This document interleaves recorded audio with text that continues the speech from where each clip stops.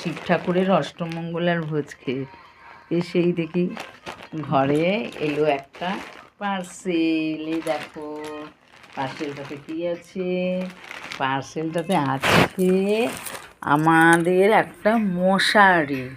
আমার ছেলে অনলাইনে অর্ডার করেছিল, তাই খুলে দেখায় তোমাদেরকে মশারিটা। তোমরা দেখো, এই দেখো মশারিটা খুলে দেখায়।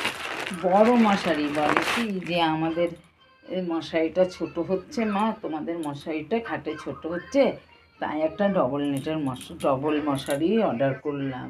কালারটা কত সুন্দর না? আমার তো খুব ভালো লাগে। ছেলে যদি আমাকে একটা কিছু এনে দেয় না, আমার খুব ভালো লাগে। এটা একটা আলাদা, শুধু আমার বলে না, প্রত্যেকটা মানুষেরই তাই। ছেলে যদি কিছু একটা এনে দেয়, সে একটা আনন্দের সীমা থাকে না। যাই হোক, তোমরা ভালো থেকো, টাটা।